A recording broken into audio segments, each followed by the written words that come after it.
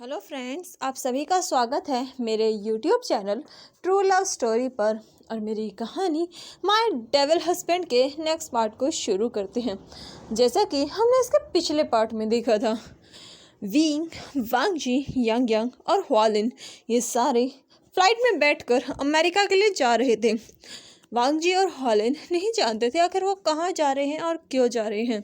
वहीं विंग और यंग बिल्कुल शांति से वहाँ बैठे हुए थे। कुछ समय बाद उनकी फ्लाइट लैंड करती है। वो लोग नीचे उतरते हैं जहाँ कुछ गार्ड्स खड़े थे। वांगजी जानता था ये उनके गार्ड्स हैं। फिर वो लोग उन आई हुई कारों में बैठ जाते हैं जो कि बिल्कुल रॉयल ब्लड कलर की थी, यानी कि बिल्कुल रेड कलर की थी। वो लोग उन कार्स में बैठकर निकल जाते हैं। कार्स काफ़ी स्पीड से चल रही थी। वांग जी जो कि विंग के साथ बैठा हुआ था, वहीं वालन जो कि यांग यांग के साथ बैठी हुई थी। यांग यांग अभी सामने देख रही थी। उसने अपनी आंखों को कवर कर रखा था, अपनी आंखों पर चश्मा लगा रखा था। यांग यांग बहुत शांति से बैठी हुई थी। वहीं विंग शांति से बाहर की तरफ देख रहा था। वांग जी विंग को देखकर कहता है, विंग बताओ ना हम कहाँ जा रहे हैं। ये सुनकर वांग जी कहता है, सुनकर विंग वांग जी की तरफ देखता है और कहता है, वांग जी ज़्यादा सवाल मत करो, और हाँ एक बात ध्यान रखना, वहाँ जाकर तुम किसी से भी बात नहीं कर सकते। अगर तुम्हें कुछ भी चाहिए, कुछ भी बात करनी है, कोई भी बात हो, तुम सीधा मुझसे बात करोगे या फिर यांग यांग से। किसी और से बात करने की हिम्मत भी मत करना। वहाँ पर जो भी तुम देखो ज़्यादा रिएक्ट मत करना। तुम्हारे फेस पर रिएक्शन ज़ीरो होना चाहिए। ये सुनकर वांग जी कहता है, लेकिन तभी विंग कहता है, ये बात ध्यान रखना, ठीक है। ये सुनकर वांग जी बस अपने सर को थोड़ा सा हिलाता है। उसे समझ नहीं आ रहा था कि विंग उसे इतनी हिदायत क्यों दे रहा है। वहीं दूसरी कार में हुआलिन जो कि यांग यांग को लगातार देखी जा रही थी। ये देखकर यांग कहते हैं, मुझे घूरना बंद करो। ये सुनकर हुआलिन कहते हैं, पहले मुझे जवाब दो, हम कहाँ हैं और हम यहाँ क्यों आए हैं, कहाँ जा रहे हैं, और तुम मुझे यहाँ किस लिए लाई हो। जब तक मुझे जवाब नहीं दोगी मैं तुम्हें ऐसे ही देखती जाऊँगी। जो सुनकर यांग यांग गहरी सांस लेती हैं। हुआलिन की तरफ देखती है जो कि अभी भी एकटक बस उसे ही देख रही थी। ये देखकर यांग यांग कहती हैं, हम किसी काम से जा रहे हैं, और हाँ एक बात ध्यान रखना, अगर वहाँ तुम्हें कुछ भी अजीब लगे, कोई भी बात हो, तो सीधा मुझसे बात करना, किसी और से बात करने की हिम्मत मत करना। और वहाँ कुछ भी देखो रिएक्ट मत करना, और रिएक्ट तो बिल्कुल भी मत करना, क्योंकि वहाँ तुम्हारा चिल्लाना बिल्कुल भी सही नहीं होगा। ये सुनकर हुआलिन यांग की तरफ देखती है, जो समझ नहीं आता कि यांग ऐसा क्यों कह रही है। लेकिन वो जब यांग के फेशियल एक्सप्रेशन देखती है, वो उसकी बात ना चाहते हुए भी मान जाती है। थोड़ी देर बाद वो लोग एक घर के सामने रुकते हैं। वो घर पूरी तरीके से ब्लैक एंड गोल्डन कलर से डेकोरेटेड था। पूरा घर बिल्कुल ब्लैक कलर का था। वहाँ पर लाइट्स थी, पर फिर भी उसकी डार्कनेस साफ साफ दिख रही थी। वांगजी और हुआलिन को उस घर से बहुत डेंजरस वाइब्स आ रही थी। लेकिन फिर भी विंग जो कि वांगजी का हाथ पकड़ता है और उसे खींचते हुए अंदर लेकर जाता है। हुआलिन जो कि यांग यांग के पीछे चल रही थी, उसे थोड़ा डर लग रहा था, लेकिन फिर भी वो उसके पीछे पीछे चलती है, क्योंकि उसके पास और कोई रास्ता नहीं था। आसपास बहुत सारे बॉडीगार्ड्स खड़े थे जिनके कपड़े बिल्कुल ब्लैक कलर के थे। ऐसा लग रहा था कि वो किसी अंधेरी दुनिया में आ गए हों। वो लोग उस घर के अंदर जाते हैं, जहाँ अंदर दीवारें गोल्डन और ब्लैक कलर से कवर थी। पूरे घर को इतने ज़्यादा अच्छे से डेकोरेट किया गया था। घर सुंदर था, बहुत लग रहा था, लेकिन उससे एक अलग ही वाइब आ रही थी। सबको ऐसा लग रहा था कि वो पता नहीं किस डार्क प्लेस पर आ गए हैं। फिर वो सब लोग एक एक रूम में जाते हैं। यांग यांग ने सबका अलग अलग रूम बता दिया था। सब लोग अपने अपने रूम में जाते हैं। उन्हें एक टाइम बता दिया जाता है कि इस टाइम पर उन्हें नीचे आना है, और वो टाइम शाम का था। वो लोग अभी सिर्फ दोपहर के 2 बजे तक इस हाउस में पहुंचे थे। वो लोग थोड़ी देर रेस्ट करते हैं। उनका खाना उनके रूम में ही आ जाता है। वांग जी जो कि अपने रूम में बैठा हुआ था, उस घर को देखता है। वांग जी अपने आप से कहता है, मैं जब पास्ट लाइफ में में जब मरा था उससे पहले मैं कभी भी इस प्लेस पर नहीं आया। क्या सच में मैंने अपना पास्ट चेंज कर दिया है? क्या सच में सब कुछ चेंज हो चुका है? क्या सच में अब मेरी लाइफ का वो एंड नहीं होगा जो पहले हुआ था? वांग जी जो कि ये सब खुद से बोल रहा था, वांग जी फिर कहता है, लेकिन मुझे समझ नहीं आ रहा आखिर ये जगह कौन सी है और विंग मुझे इस जगह क्यों लेके आए हैं? आखिर इस जगह में ऐसा क्या है?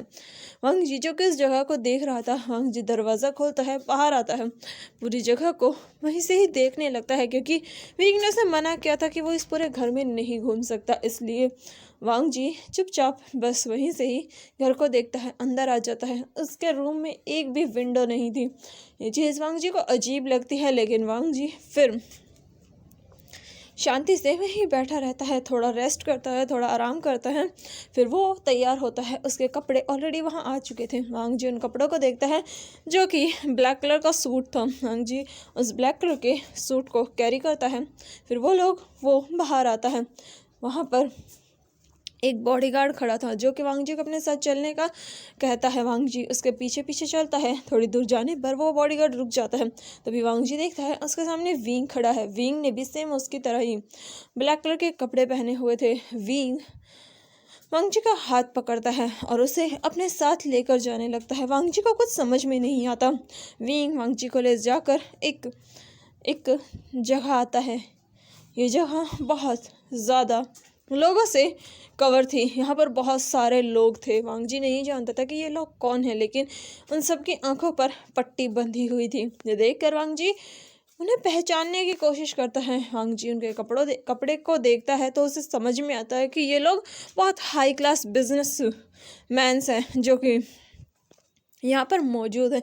ये सब पूरी दुनिया में फैले हुए हैं और इनकी कपड़े इनका और आप बता रहा है कि ये लोग कोई मामूली इंसान नहीं बल्कि हाई सोसाइटी के बहुत हाई क्लास लोग हैं। वांग जी विंग की तरफ देखता है। विंग कामली एक चेयर पर बैठ जाता है। उसके नीचे और भी चेयर्स थी जिन पर धीरे धीरे आके और भी लोग बैठ जाते हैं। विंग के आसपास बहुत सारे लोग बैठ चुके थे।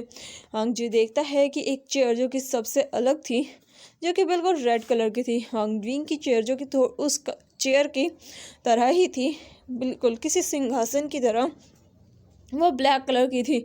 लेकिन विंग की चेयर जो कि ब्लैक कलर की थी और दूसरी जो कि रेड कलर की थी। विंग अपनी चेयर पर बैठा हुआ था। विंग से नीचे 2-3 चेयर्स और थी जो कि ब्लैक कलर की ही थी और उन पर थोड़ा थोड़ा रेड कलर का निशान भी था।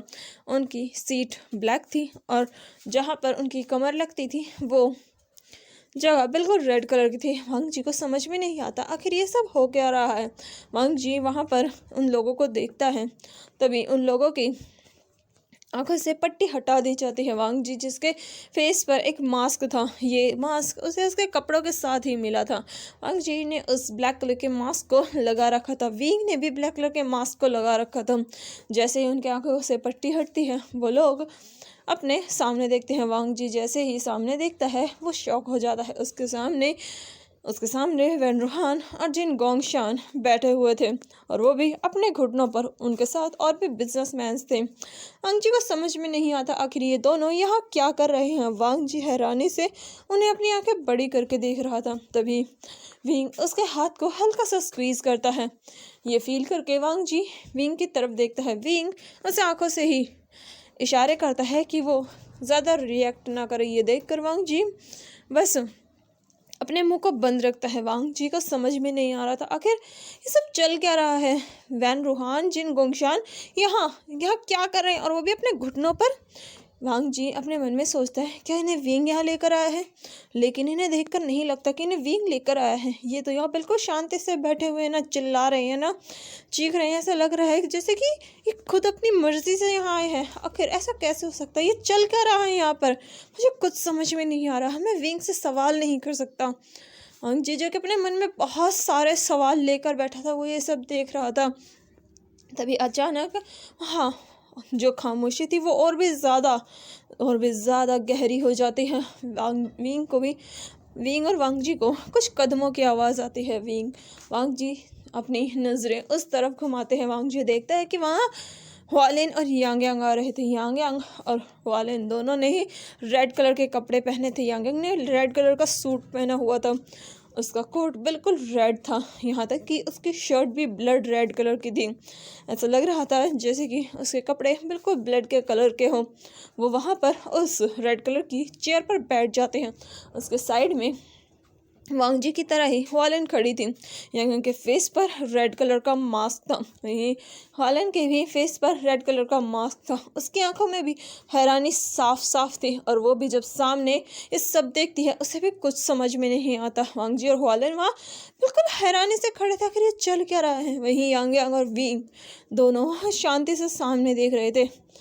तभी हुआलिन के कानों में एक पर्सन की आवाज़ जाती है जो कि बिल्कुल जानी पहचानी थी। वांग जी भी आवाज़ सुनकर उस तरफ देखता है जहाँ और कोई नहीं, हुआचिंग खड़ा था।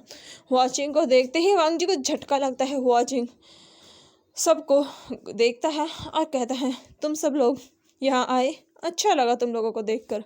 तुम लोग जानना चाहते हो क्या हम सब ने आज यहाँ ये मीटिंग क्यों रखी है?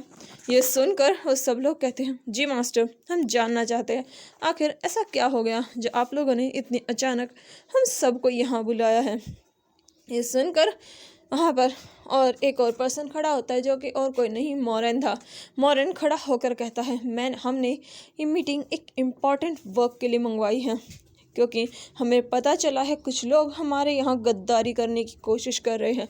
क्या तुम लोग गद्दारी की कीमत नहीं जानते?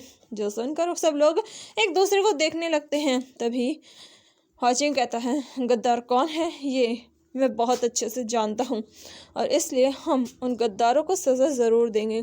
जिस पर वो लोग कुछ समझ नहीं पाते। वांग जी और हुआचिंग, हुआलिन और उन दोनों को तो झटके पर झटका लग रहा था, क्योंकि यहाँ पर विंग और यांग यांग के सारे दोस्त मौजूद थे जो कि वहीं उन चेयर्स पर बैठे हुए थे।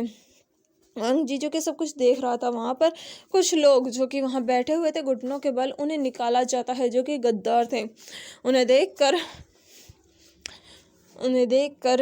वैन केशिंग उठता है। वैन केशिंग को देखकर वांग जी और शौक हो जाता है। वैन केशिंग उन लोगों की तरफ देखकर कहता है, इनने हमारे साथ गद्दारी करने की कोशिश की है, लगता है इन्हें इनकी सज़ा मिलनी चाहिए। जो सुनकर हुआचिंग कहता है, ऑफ कोर्स इन्हें सज़ा मिलेगी। तभी मोरेन कहता है, वैसे इनकी सज़ा क्या होगी? जिस पर लियू बिंगे कहता है, क्यों ना हम इन्हें अपने भूखे कुत्तों के सामने घेर दें। जो सुनकर हुआचिंग कहता है, अरे नहीं, यह सज़ा तो बहुत ईजी है, क्यों ना हम इन्हें अपने शेर के सामने घेर दें। जो बोलकर वो लोग उन लोगों की सज़ा ऐसे डिस्कस कर रहे थे जैसे वो कोई डिश बनाने का डिस्कस कर रहे हो। वही बाकी लोग उनकी ये बातें सुनकर थर थर काँप रहे थे, क्योंकि वो लोग इंसानों को मारने की बातें ऐसे कर रहे थे जैसे कि वो गाजर मूली काटने की बातें कर रहे हों। वहीं यांग यांग जो कि शांति से वहाँ बैठी हुई थी, उसने अभी तक एक वर्ड नहीं कहा था। वहीं विंग भी शांति से ये सब देख रहा था। तभी विंग कहता है, शांत हो जाओ सबके सब। ये सुनते ही वहाँ बिल्कुल शांति फैल जाती है। वांग जी विंग की तरफ देखता है जहाँ विंग की आंखें बिल्कुल शांत हो चुकी थी, लेकिन उनमें हल्का हल्का एक ऐसा ऑरा था जो कि किसी को भी डरा दे। विंग अपनी जगह से उठता है और वो उन लोगों के पास जाता है। फिर वो उन लोगों को देख कर कहता है, तुम लोगों ने हमारे साथ गद्दारी करने की कोशिश की है, इसकी सज़ा तो तुम्हें ज़रूर मिलेगी। जो सुनकर वैन रूहान जो कि वहाँ बैठा था वो कहता है, हाँ ज़रूर, इसने माफिया किंग यिलिंग पैट्रियार्क के साथ गद्दारी करने की हिम्मत की है, इसे तो मरना ही होगा। ये सुनकर भाई विंग उस पर्सन की यानी कि वैन रूहान की तरफ देखता है। जहाँ वैन रूहान ये सोच रहा था विंग उसकी तारीफ करेगा, लेकिन विंग उसे देखकर अपने मास्क के अंदर से ही बहुत इवल स्माइल देता है। वैन रूहान को देखकर विंग अपने मन में कहता है, आज तो तुम्हारी कब्र खुदने वाली है। अच्छा है, बोल लो, जितना बोलना है बोलो, क्योंकि आज के बाद तुम कुछ बोलने लायक नहीं बचोगे। ये बोलकर विंग उन लोगों की तरफ देखता है जहाँ वो लोग विंग से माफ़ी मांगते कहते हैं, हीलिंग पैट्रियार्क हमें माफ़ कर दीजिए, हमसे गलती हो गई, हम ये नहीं करना चाहते थे। जिस पर विंग कहता है, तुम्हारी हिम्मत कैसे हुई? तुम गवर्नमेंट से मिलकर हमें मारने की कोशिश करते हो और तुम चाहते हो कि हम तुम्हें माफ़ कर दें। फिर वो लियू बिंगे से कहता है, बिंगे तुमने कहा था ना कि तुम्हें एक खिलौना चाहिए, उठा लो इन सबको, आज से तुम इनके साथ जो चाहे वो कर सकते हो।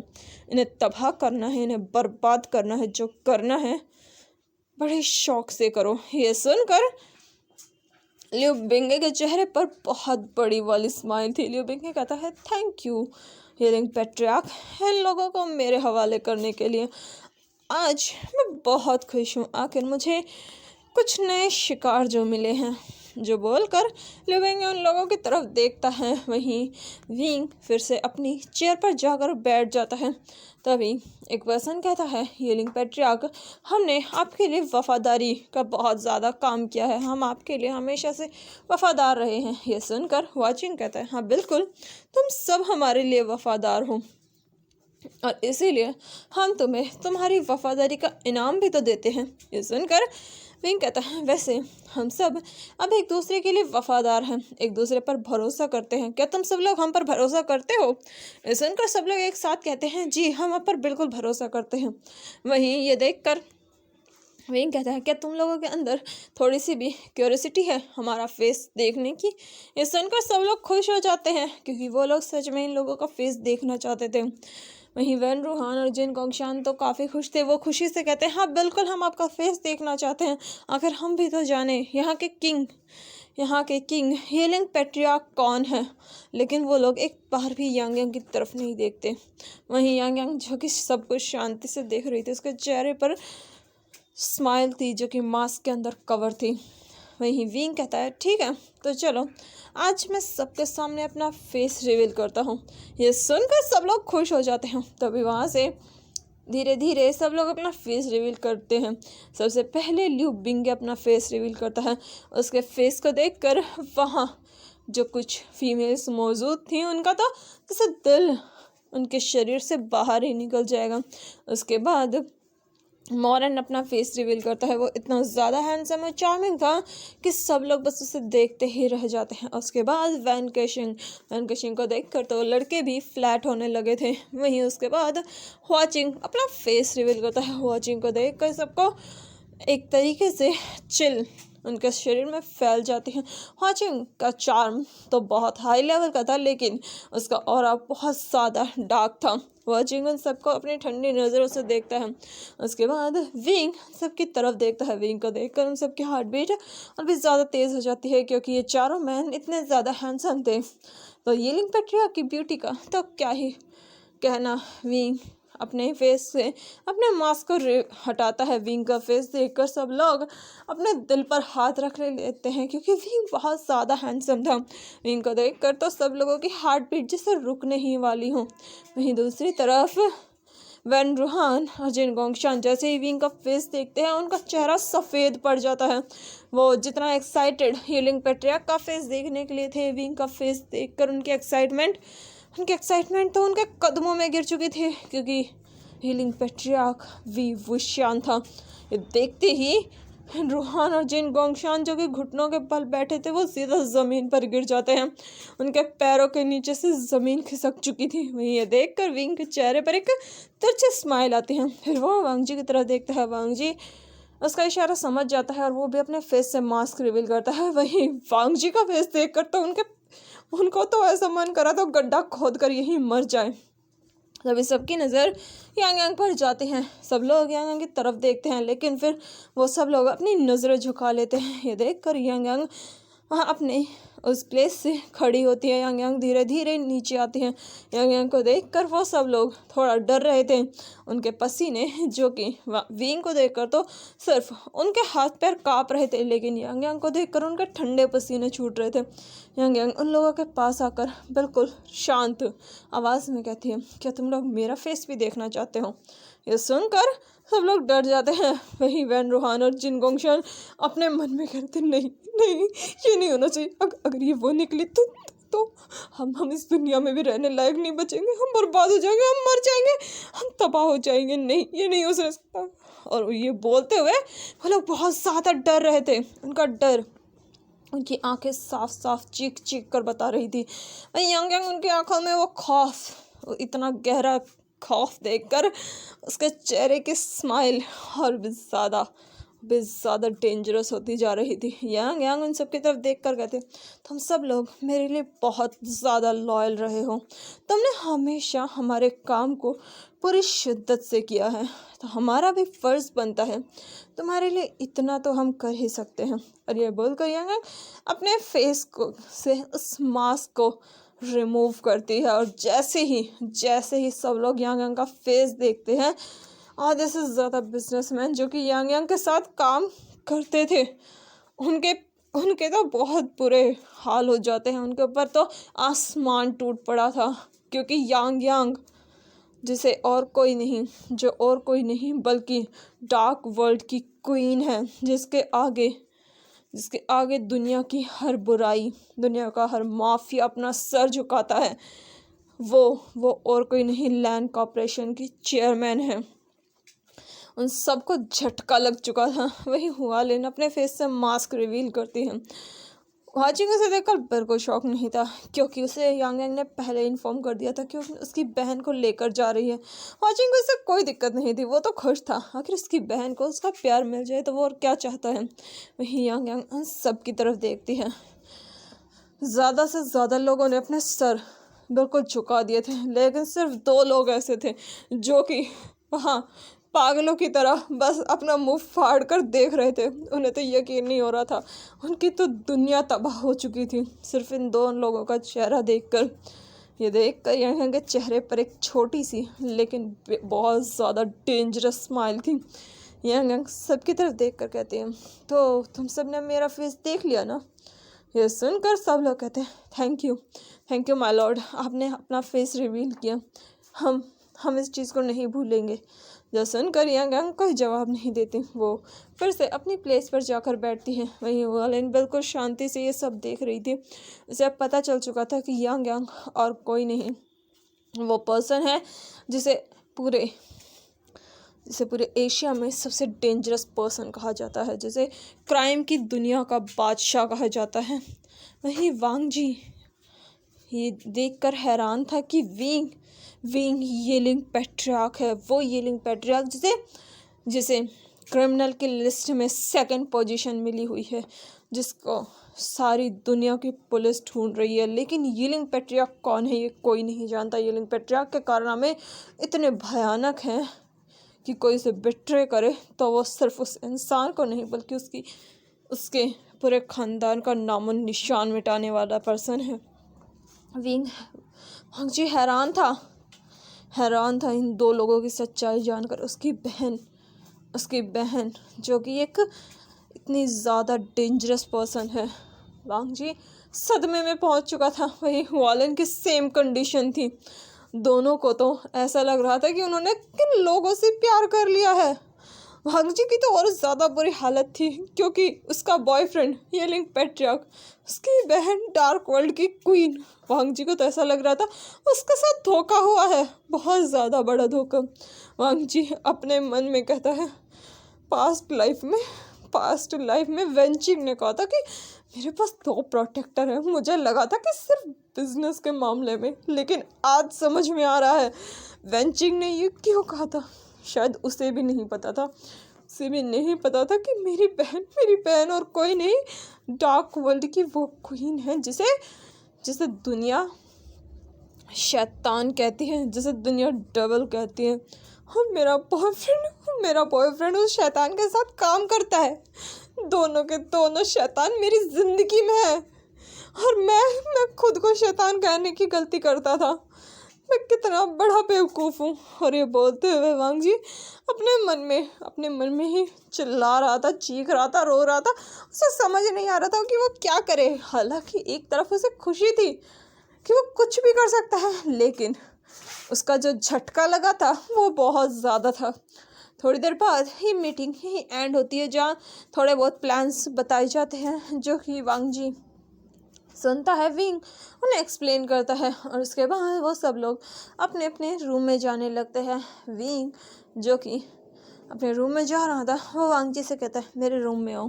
जिस पर वांग जी बस हाँ में सर हिलाता है। वो विंग के साथ उसके रूम में जाता है, जहाँ रूम में जाने के बाद विंग वांग जी को दीवार पर पुश करता है। उसके करीब जाते हुए कहता है, अब बताओ क्या इरादा है तुम्हारा? हाँ बताओ मुझे, क्या अभी भी तुम मेरे बॉयफ्रेंड बनना एक्सेप्ट करोगे, ये जानने के बाद कि मैं हीलिंग पैट्रियार्क हूँ? ये सुनते ही वांग जी कोई जवाब नहीं देता। ये देख कर विंग को लगता है कि वांग जी उसे एक्सेप्ट नहीं करेगा, लेकिन वांग जी जब देखता है कि विंग उसके करीब आकर फिर उससे दूर जाने लगा है, ये देखकर वांग जी विंग की शर्ट पकड़ता है, उसे अपनी तरफ खींचता है। विंग को कुछ समझ आता उससे पहले ही वांग जी उसके लिप्स को लॉक कर लेता है। वांग जी ने विंग के कॉलर को बहुत टाइटली पकड़ा हुआ था, वो उसे ब्रूटली किस करने लगता है। विंग भी उसके किस का साथ देता है। विंग अपने दोनों हाथों को वांग जी के सर के दोनों तरफ रखता है और अपने आप को अच्छे से सपोर्ट करता है। फिर वो वांग जी को किस पैक करने लगता है। दोनों एक दूसरे के किस में पूरी तरीके से खो जाते हैं। दोनों एक दूसरे को बहुत प्यार से, बहुत पैशनेटली, डीपली किस करने लगते हैं। उन दोनों के किस के साउंड पूरे रूम में आ रही थी। थोड़ी देर बाद वांग जी विंग से अलग होता है। वांग जी थोड़ा हाफ रहा था, ये देख कर विंग उसके लिप्स पर अपने थंब फिराते हुए कहता है, तो तुमने मुझे एक्सेप्ट किया? जो सुनकर वांग जी हाँ में सर हिलाता है। फिर वो विंग को हक करके कहता है, मैं खुश हूँ कि तुमने मुझे अपनी सच्चाई बताई। ये सुनकर विंग कहता है, मुझे लगा था जब तुम्हें पता चलेगा कि मैं कौन हूँ तो तुम मुझसे नफरत करोगे जैसे सारी दुनिया करती है। जो सुनकर वांग जी कहता है, बिल्कुल भी नहीं विंग, मैं तुमसे कभी नफरत नहीं कर सकता। मैं तुमसे बहुत प्यार करता हूँ और मेरा प्यार इतना बड़ा नहीं है कि मेरी नफरत मेरे प्यार से ज़्यादा बड़ी नहीं है। मेरा प्यार तुम्हारे लिए बहुत गहरा, बहुत ज़्यादा गहरा है। यह सुनकर वांग जी के विंग के चेहरे पर एक स्माइल आती है और वांग जी के फेस को देखता है, फिर से उसके लिप्स को कैप्चर कर लेता है। ये देखकर वांग जी भी विंग को किस बैक करने लगता है। दोनों एक दूसरे को किस करते करते वांग जी जो कि विंग के गले में अपनी बाहें डालता है। विंग उसे अपनी आर्म्स में कैरी करता है और उसे सीधा बेड पर लिटा देता है। वांग जी के ऊपर आता है उसे किस करते हुए ही, और वो धीरे धीरे वांग जी की शर्ट के बटन्स को ओपन करता है, उसके कोट को उसकी बॉडी से अलग करता है और उसे और भी पैशनेटली किस करने लगता है। इस किस से वांग जी धीरे धीरे मौन करने लगता है। वहीं थोड़ी देर बाद वांग जी के लिप्स को आज़ाद करता है क्योंकि वांग जी को सांस लेने में दिक्कत हो रही थी। विंग वांग जी की नेक पर अपने लिप्स को रखता है और उसे नेक पर किसेस करने लगता है। वो उसे बटरफ्लाई किसेस करता है और वहीं वांग जी जो कि विंग के टच से पूरी तरीके से मिसमराइज हो चुका था, वांग जी के शर्ट को पूरी तरीके से ओपन करता है, उसके वेस्ट में अपने हाथ को डालकर उसे थोड़ा ऊपर उठाता है, उसकी शर्ट, उसके कोट को उसकी बॉडी से अलग करता है। यह देखकर विंग वांग जी उसे रोकने की तो कोशिश करता है, लेकिन विंग वांग जी के दोनों हाथों को बेड पर पिन करके कहता है, मुझे मत रोको। आज तुमने मुझे पूरी तरीके से मंजूरी दी है वांग जी। आज मैं तुम्हें चाहता हूँ, पूरी तरीके से अपना बनाना चाहता हूँ। ये सुनकर वांग जी कोई जवाब नहीं देता और वो बस विंग को बहुत प्यार से देखने लगता है, क्योंकि ये चीज़ वांग जी खुद भी चाहता था। विंग जो कि वांग जी को फिर से किसेस करने लगता है और उसकी पूरी बॉडी पर किस बाइट और लिक कर रहा था, जिससे वांग जी के मुंह से हल्की हल्की आवाज़ें निकल रही थी, जो कि विंग को बहुत ज़्यादा स्वीट लग रही थी और विंग इससे और भी ज़्यादा एक्साइटेड हो रहा था। उन दोनों का रोमांस अभी चल ही रहा था कि तभी उनके दरवाजे पर नॉक होता है। ये सुनकर विंग को बहुत गुस्सा आता है। विंग गुस्से से दरवाजे की तरफ देखता है। ये देखकर वांग जी होश में आता है। वो देखता है कि वो क्या कर रहा था। वांग जी जल्दी से उठता है, अपनी शर्ट उठाता है और उसे पहन लेता है। वांग जी विंग से कहता है, विंग देखो कौन है। जिस पर विंग कहता है, पता नहीं किसकी मौत आई है जो मेरे इतने अच्छे मोमेंट को ख़राब करने आ गया। मैं सच बता रहा हूँ, जो भी दरवाजे पर होगा ना, मैं उसे जान से मार डालूंगा। ये सुनकर वांग जी कहता है, विंग कहता है, मैं उसे नहीं छोड़ूंगा। और ये बोलकर विंग गुस्से से दरवाजे की तरफ जाता है, लेकिन जैसे ही वो दरवाज़ा खोलता है, सामने खड़े पर्सन को देखकर विंग कहता है, तो तुम यहाँ क्या कर रही हो? और अभी इस समय जिस पर यांग यांग विंग को दूर धकेलती है और अंदर आती है। वो देखती है कि वांग जी बेड पर बैठा हुआ है। वांग जी की हालत देखकर यांग यांग समझ जाते हैं कि उसने इन दोनों को डिस्टर्ब किया है, लेकिन उससे इस चीज़ से कोई फ़र्क नहीं पड़ता। यांग यांग जाकर वांग जी के बेड पर बैठ जाते हैं, जो कि वांग जी ही बैठा हुआ था उसके साइड में ही बैठ जाती है। वांग जी अपनी बहन को देखकर थोड़ा शाय फील करता है, लेकिन फिर वो पूछता है, दी क्या हुआ आप इस टाइम यहाँ? जिस पर यांग यांग कहते हैं, ये सवाल मैं भी पूछ सकती हूँ। जो सुनकर विंग कहता है, वो मेरा बॉयफ्रेंड है, वो मेरे रूम में आ सकता है, और अब तुम ज़्यादा मत बनो, बोला मत, वो मेरा बॉयफ्रेंड है और तुमने हमें परमिशन दी है, इसलिए अब तुम पीछे नहीं हट सकते। जो सुनकर यांग यांग कहती है, मैं पीछे हटने नहीं आई। जिस पर विंग कहता है, अब तुम्हें क्या हुआ है? मैं तुम्हारा फेस देखकर बता सकता हूँ कि तुम कुछ नर्वस हो, बताओ क्या बात है? जो सुनकर यांग यांग विंग की तरफ देखती है, जिस पर विंग कहता है, क्या अब ये मत कहना कि तुमने कुछ ऐसा किया है जो कि तुम्हें नहीं करना चाहिए। जो सुनकर यांग यांग अपने सर को हल्का सा झुकाती है, जिस पर विंग कहता है, अब बताओगी भी क्या बात है, और क्यों तुमने हमारे इतने अच्छे से मोमेंट का सत्यानाश किया है? ज़रा अपना मुंह खोलोगी, अपनी इस प्यारी ज़बान से कुछ लफ्ज़ निकालोगी? ये सुनकर यांग यांग विंग को घूर कर देखती है, जिस पर विंग कहता है, बताओगी भी? जिस पर वांग जी अपनी बहन से कहता है, दी बताइए ना क्या बात है, क्या कुछ हुआ है? जिस पर यांग यांग कहती है, वालिन यहाँ से जा चुकी है। ये सुनते ही वो दोनों शॉकिंगली यांग यांग की तरफ देखते हैं, जिस पर यांग यांग कहती है, जब वो पार्टी ख़त्म हुई उसके बाद वो अपने रूम की तरफ जा रही थी, तो मुझे उससे कुछ बात करनी थी। मैं उसके रूम में गई तो मैंने देखा वो अपना सामान पैक कर रही है। मैंने उससे पूछा तो उसने कहा वो यहाँ से जा रही है। मैंने उसे रोकने की कोशिश की, लेकिन वो नहीं रुकी। जो सुनकर विंग उसके पास आकर कहता है, तुमने उसे रोकने की कोशिश की, सर अब बताओगे कैसे की? जिस पर यांग यांग ने कहा, मैंने कहा कि तुम्हें ऐसे नहीं जाना चाहिए, तुम मुझे बता दो, मैं ड्राइवर को भेज देती हूँ। ये सुनते ही वांग जी कहता है, क्या आपने कहा कि आप ड्राइवर को भेज दोगे? ये कौन सा तरीका है रोकने का? जो सुनकर यांग यांग कहती है, मैंने कोशिश की थी लेकिन वो रुकी ही नहीं। जिस पर वांग जी कहता है, जिस पर विंग कहता है, ये रोकने की कोशिश नहीं होती, ये किसी को भगाना होता है। कि बताओ तुम्हें जाना है तो मैं ड्राइवर को भेज देता हूँ, क्या कोई किसी को ऐसे रोकता है? जिस पर यांग यांग उसकी तरफ देखते और कहते हैं, मैंने बस तुमसे इतना कहा है कि वो यहाँ से जा चुकी है।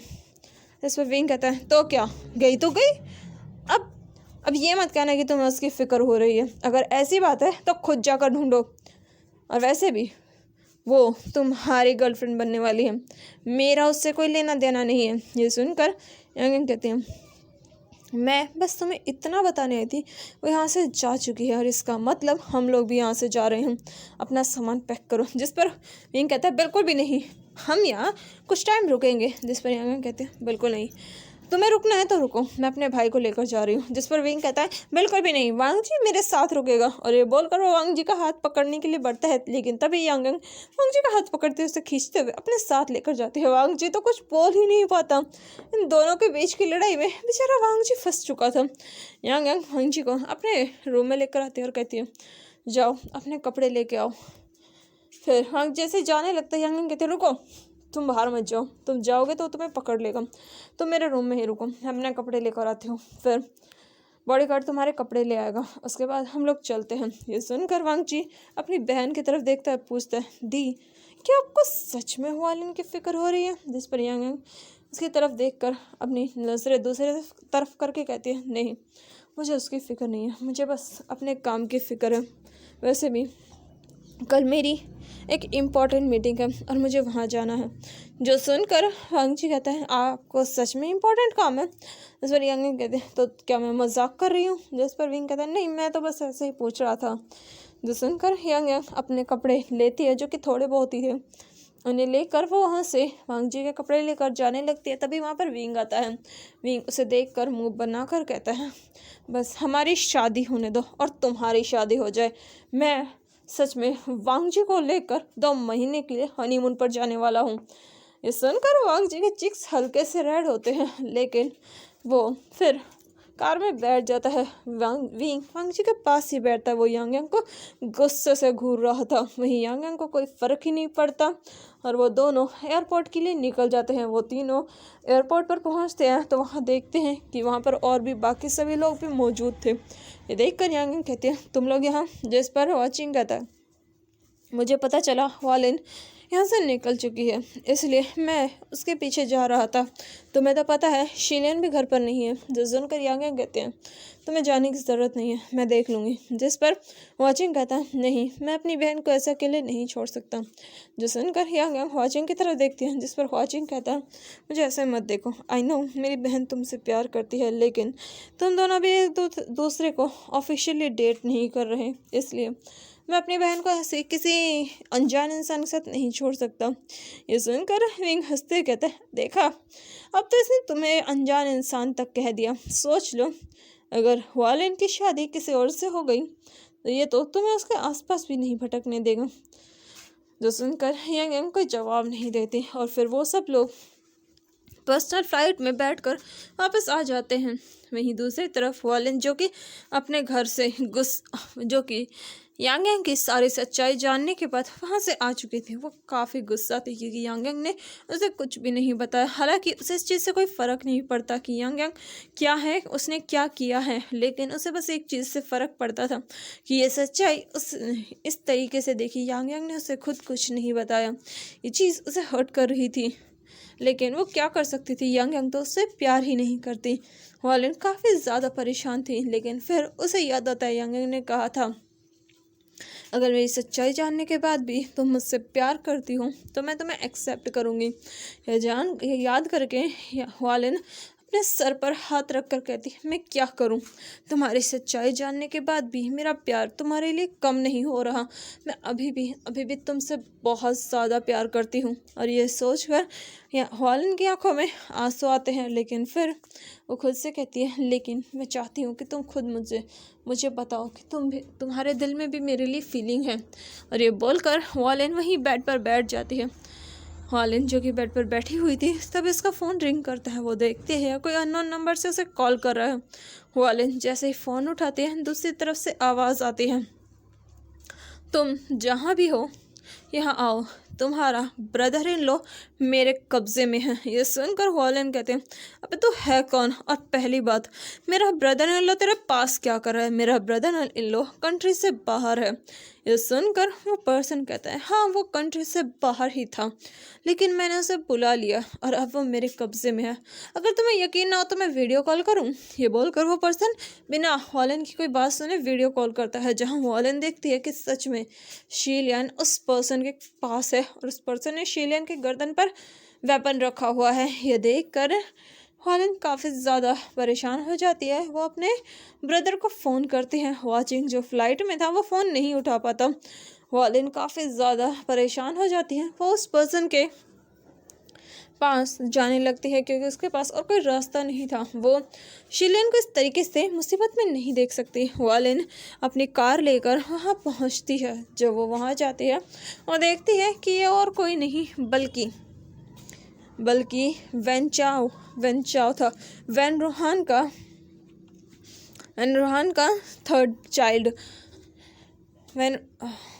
वैन रोहान का बेटा। ये देखकर हुआलिन कहती है, तुमने मेरे ब्रदर इन लॉ को क्यों उठाया? जो बोलकर वो वैन रोहान की तरफ देखने लगती है, जिस पर वैन रोहान कहता है, मैं तुम्हारे ब्रदर इन लॉ को नहीं उठाता, लेकिन जब उस दिन तुम वांगजी को बचाने आई थी मैंने तुम्हें देखा और तुम्हें देखते ही मेरा दिल तुम पर आ गया, इसलिए सोचा क्यों ना मैं तुम्हें एज अ वाइफ एक्सेप्ट करूँ। ये सुनकर हुआलिन कहते हैं, अबे पागल है क्या तू? ये सुनकर वैन रोहान जिस पर वैन चाओ कहता है, मैं पागल तो नहीं हूँ, लेकिन तुम्हें देखने के बाद सच में मेरा दिल पूरी तरीके से तुम पर अटक चुका है और अब चाहे कुछ भी हो जाए मुझे तुम चाहिए। यह सुनकर हुआलिन कहती है, तेरे सपने में? और क्या कहा? तुझे मैं चाहिए? अबे तू है कौन और कहाँ से आया है? मैं तो तुझे कब का टपका देती, लेकिन तू बचा हुआ है क्योंकि मेरा तुझे मारने का मूड नहीं है। और चुपचाप मेरे ब्रदर इन लॉ को वापस कर, क्योंकि अगर मेरा भाई यहाँ आ गया ना तो तेरी वो हालत करेगा कि तेरा पूरा खानदान तुझे पहचान नहीं पाएगा। ये सुनकर वेन चाओ कहता है, आह क्या बात है, तुम्हारी ज़बान कितनी तीखी है ना, बहुत मज़ा आएगा जब मैं तुम्हें किस करूँगा और इस टंग को सक करूँगा। ये सुनकर वालिन अपने माउथ पर हाथ रख कर कहती, छी कितने गंदे हो तुम, तुम्हें किस करने से अच्छा तो मैं तुम्हें मरना पसंद करूँगी। सीरियसली तुम्हें किस करूँ? हाँ, मेरे दिमाग में कीड़े नहीं पड़े अभी तक, मुझे अभी भी अकल है। ये सुनकर जा कहता है, तुम्हारी हिम्मत कैसे मेरी इंसल्ट करने की। इस पर वालिन कहते हैं, अबे चल तेरी इंसल्ट तेरी तो ऐसी इंसल्ट करूँ ना कि तो खुद उसे सुनकर तेरे कान से खून आने लगे। ये सुनकर वैन चाओ को काफ़ी गुस्सा आता है। वो शीलन की तरफ नाइफ लेकर बढ़ते हैं, कहता है, लगता है तेरी ज़बान बहुत चल रही है, पहले तेरे ब्रदर इन लोगों को मारूंगा और फिर देखता हूँ कि तू कैसे मेरी बात नहीं मानती। ये देख कर वालिन कहते, खबरदार जो मेरे ब्रदर इन लोगों को हाथ लगाया तो इस पर शीलन कहता है, क्या बेबी गर्ल, अगर मैं तेरे ब्रदर इन लोग को मार दूंगा तो तू ऑलरेडी सही लाइन पर आ जाएगी। जिस पर वालिन अपने आप को काम करके कहती, क्या चाहता है तू, बोल कितने पैसे चाहिए तुझे, क्या चाहिए, मैं तुझे सब कुछ ला कर दूंगी। जो सुनकर वेन चाओ रुक कर कहता है, अब आई ना तो लाइन पर, चल ठीक है, तेरे ब्रदर इन लोग को छोड़ दूंगा, लेकिन कीमत बस इतनी है, मुझे तू चाहिए और तू मुझसे शादी करेगी, वो भी अभी आज। ये सुनकर वालिन कहती है, शादी अभी तुझसे, सपना देख रहे, ऐसे कहीं पागल तो नहीं हो गए। जिस पर जो कहता है, मैं कह रहा हूँ मुझसे शादी कर, वरना तेरे इस ब्रदर इन लोग का तो मैं ही यही खेल ख़त्म कर दूंगा। ये सुनकर वेन चाओ शीलियन के ऊपर एक कट लगाता है। ये देखकर वालिन को बहुत गुस्सा आता है, लेकिन वो अपने गुस्से को काम डाउन करती है और कहती है, ठीक है मैं तो उससे शादी करूँगी, लेकिन मेरे ब्रदर इन लोग को हाथ भी मत लगाना। जिस पर शीलियन जो कि बंधा हुआ था वो ये सुनकर नाम में सर हिलाता है, लेकिन वालिन बस उसे देखती है। वालिन अपने मन में कहती है, ऐसे भी मैं चाहे तुझसे शादी करूँ या किसी से भी, मैं मरूँ या जिंदा रहूँ, उसे तो कोई फ़र्क ही नहीं पड़ता, वो तो मुझसे प्यार ही नहीं करती। इससे अच्छा है मैं तुझसे शादी करके मरना पसंद करूँगी, तुझसे शादी करूँगी, अपने ब्रदर को बचाऊँगी और उसके बाद मैं अपनी जान दे दूँगी, क्योंकि ऐसी ज़िंदगी से मैं क्या करूँगी। वैसे भी मैंने बहुत बार मूव ऑन करने की कोशिश की, लेकिन एक उसका प्यार है जो मुझे मूव ऑन ही नहीं करने देता। हालांकि सिर्फ मैंने उससे प्यार किया है, वन साइडेड लव किया है मैंने उससे, लेकिन फिर भी मैं क्या ही कर सकती हूँ। और ये सोच कर वालिन अपनी आंखों में आ रही हल्की नमी को छुपाती है और उससे कहते हैं, ठीक है मैं तुझसे शादी करूँगी। जो सुनकर वेन चाओ खुशी से कहता, ठीक है 4 घंटे बाद हमारी शादी है, चल कुछ लेकर आते हैं, वैसे भी तुझे ब्राइड के कपड़ों में देखकर मज़ा आएगा। ये सुनकर वालिन कोई जवाब नहीं देती और वहीं वेन चाओ उसे लेकर अपने साथ चला जाता है, अपने लोगों को शीलियन पर नज़र रखने के लिए कहता है। जिस पर शीलियन जो कि वहाँ बंधा हुआ था अपने आप को खोलने की पूरी कोशिश करता है। वहीं दूसरी तरफ वालिन अपने फ़ोन से अपने ब्रदर को एक टेक्स्ट करती है, जिसमें वो ये सारी चीज़ें बता देती है कि शीलियन को किडनैप किया गया है और वो उसे सब कुछ बताते हैं। वहीं दूसरी तरफ वाचिंग जैसे ही फ्लाइट से आता है अपने फ़ोन को ऑन करता है, वो देखता है कि उस पर वालिन के बहुत सारे मिस कॉल्स थे। वो कॉल करता है लेकिन वालिन फ़ोन नहीं उठाते, तभी उसे टेक्स्ट आता है। वाचिंग अभी सभी के साथ था, वो उस टेक्स्ट को पढ़ता है, उसके कदम रुक जाते हैं। ये देखकर लिu बिंगे कहता है, क्या हुआ वाचिंग, तुम ऐसे क्या देख रहे हो। जिस पर लिu बिंगे वाचिंग का फ़ोन लेकर टेक्स्ट को पढ़ता है और कहता है, क्या शीलियन किडनैप हो गया है।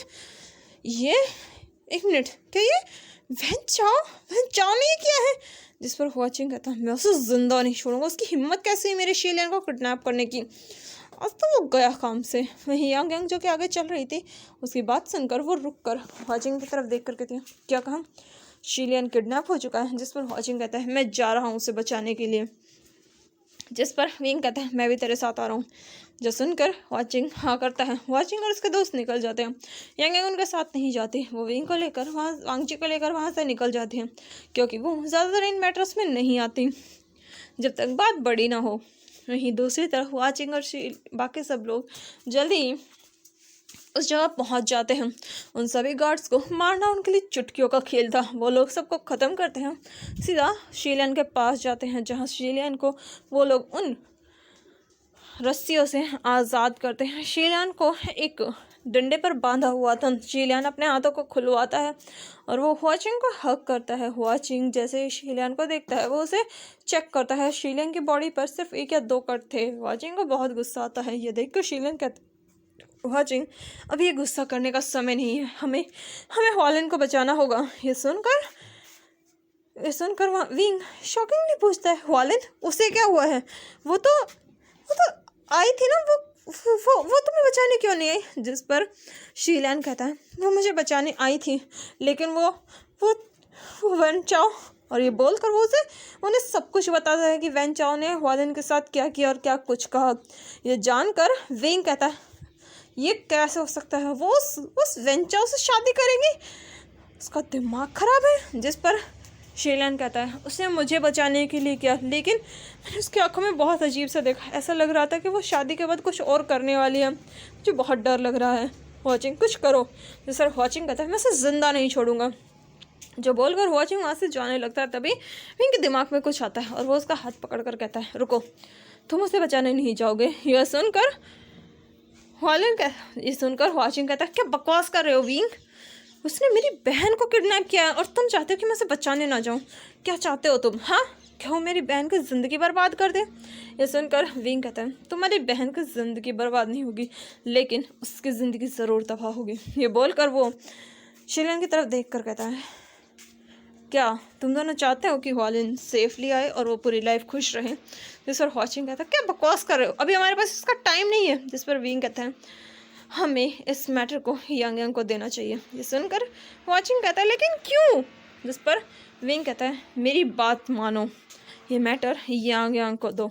वैसे भी तुम्हारी बहन उससे बहुत प्यार करती है और अब यांग का टाइम है, उसे अपना प्यार कन्फेस करना होगा। अगर उससे भी तो पता चले, जब उसका प्यार किसी और का होने वाला हो तो वो कैसे रिएक्ट करेगी। क्या तुम देखना नहीं चाहोगे एक एक्शन मूवी? ये सुनकर हुआचिंग कहता है, तुम कहना चाहते हो कि यांग हुआलिन से प्यार करती है? जिस पर विंग कहता है, वो तो तब पता चलेगा ना जब वो हुआलिन को बचाकर सेफली लेके आएगी, वरना हम तो है ही बैकअप के लिए। ये सुनकर हुआचिंग कहता है, वैसे आइडिया अच्छा है। फिर विंग हुआलिन यांग को एक मैसेज भेजता है जहाँ वो शीलियन से वॉइस मैसेज भेजने के लिए कहता है और शीलियन उसे वॉइस मैसेज भेज भी देता है। तो चलिए देखते हैं कि यांग को जो वो मैसेज मिलेगा वो कैसे रिएक्ट करेगी। तब तक के लिए मेरे चैनल को लाइक कीजिए, शेयर कीजिए, सब्सक्राइब कीजिए। Thank you, bye bye. और हाँ, कमेंट करना तो बिल्कुल ना भूलें। Take care.